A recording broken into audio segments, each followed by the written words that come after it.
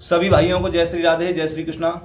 जैसा कि आप सभी मुझे जानते हैं, मैं लेखक राजकुमार चैतन्य हाथरस से, और आज मुझे मजबूरन होकर के बोलना पड़ रहा है।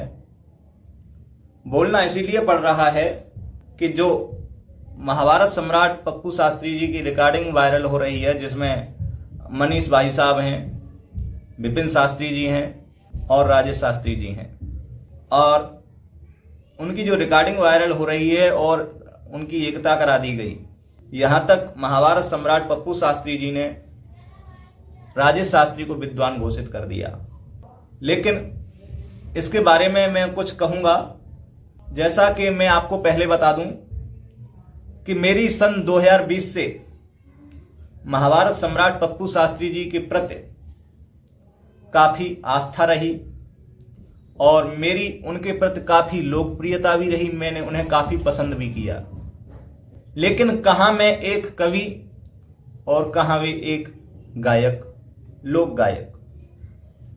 और लेकिन फिर भी मैंने उन्हें इतना बड़ा दर्जा दिया। मैंने उनका फोटो लगाया आल्हा सम्राट जी के बगल में, इतना बड़ा दर्जा। दूसरी बात कि पुष्पेंद्र पारस जी के बारे में जो मनीष शास्त्री और राजेश शास्त्री की कंपटीशन चल रही थी सवाल जवाब की, तो पुष्पेंद्र पारस जी के लिए राजेश शास्त्री जी से उन्होंने कह दिया कि बेटा राजेश, तुम किसके चक्कर में पड़ गए, वो तो उल्लू को चोदो है। फिर एक और है वो उल्लू का चोदो, वो कल क्लिप डाल रहा है। वो पुष्पेंद्र पारस उल्लू को चोदो है पुष्पेंद्र पारस, जो ये कोई कहता है कि ये चमार है।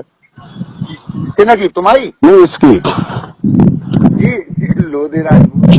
हाँ, पारस लिखता आपने को ना, लोधे राजपूत है। वो ये समझता है कि पारस मड़ी होती है, उसको लोहा ऐसा कैसे हो ही सकता। गाँव का बत्तो वो तबला फला बजाता कहीं गार्डन में। हाँ, वो बत्तो है। आपके वो शिष्य थे पुष्पेंद्र। लेकिन उसके बाद फिर हमारे जो भी कवि समाज के लोग थे, उन्होंने कहा राजकुमार, आप हमारे ग्रुप से हो, आप हमें छोड़ करके न जाएं। आप वो गायक हैं, आप कवि हो, आपका नाता ही क्या है उनसे। तो नहीं, मैंने उनकी एक बात नहीं मानी और पप्पू शास्त्री जी को आदर्श बनाया।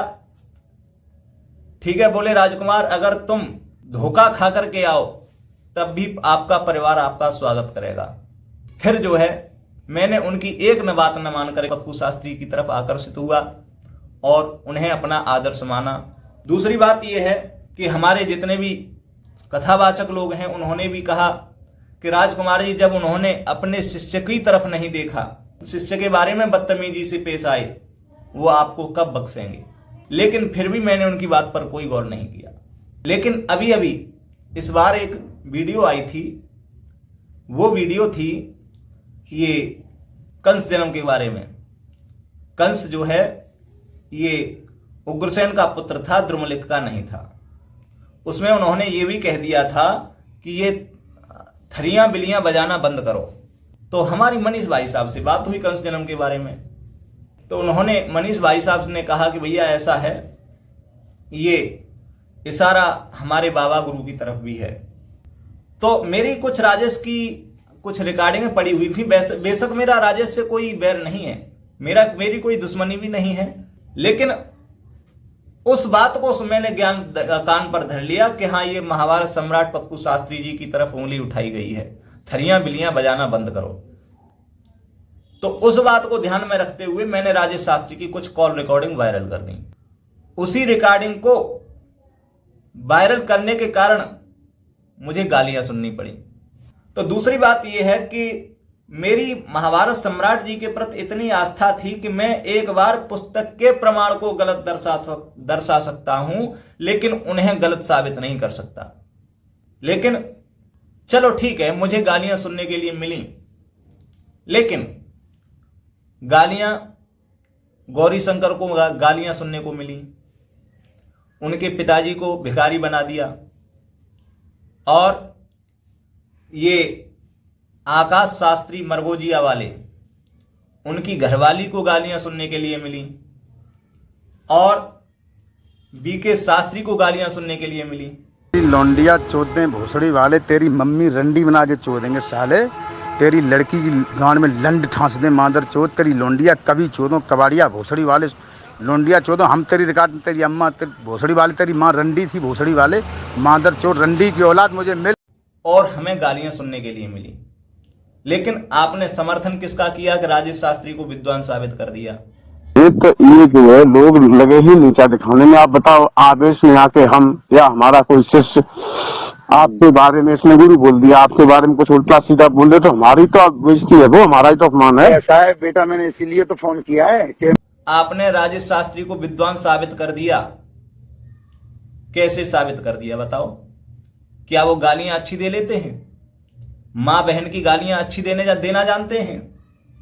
अगर राजेश शास्त्री गाली देने वाले विद्वान हैं तो आप मुझे ये बताइए कि हम भी गालियां देना बंद शुरुआत कर दें, हम अध्ययन करना बंद कर दें, हम भी गालियां देने लगे? बताओ। दूसरी बात यह है कि जो गालियां हमारी मां बहन को दी गई, ये गालियां मुझे तो दी सो दी, लेकिन ये गालियां आपकी भतीजी और बहनों को भी गालियां दी गई हैं। और अब आप मुझे बताइए, जो आपने एकता कराई उसमें आपने मेरे लिए कुछ क्यों नहीं कहा? चलो ठीक है, आपने मेरे से राय नहीं ली कि हम राजकुमार से राय लेंगे, राजकुमार को गालियां सुनने के लिए मिली हैं, लेकिन आपने मेरे लिए 2 शब्द क्यों नहीं कहे? हां, अगर आप मेरे लिए 2 शब्द कहते या राजेश शास्त्री जी से ये कहते कि राजेश शास्त्री आपने गालियां दी हैं और आपको माफी मांगनी पड़ेगी, तो मुझे अच्छा लगता कि हां आपने मेरे बारे में सोचा। लेकिन मैं उस परिवार को छोड़ करके आया, कमलेश आचार्य जी, कलम के पुरोधा कहे जाने वाले, उनके परिवार को छोड़ करके आया। क्यों छोड़ करके आया? 2020 से मेरी आपके प्रति काफी आस्था है, काफी विश्वास रहा है, काफी श्रद्धा रही है, लेकिन आपने उस श्रद्धा को, उस आस्था को तोड़ दिया। और आपने विपिन शास्त्री को भी कह दिया कि विपिन शास्त्री आप विद्वान हो।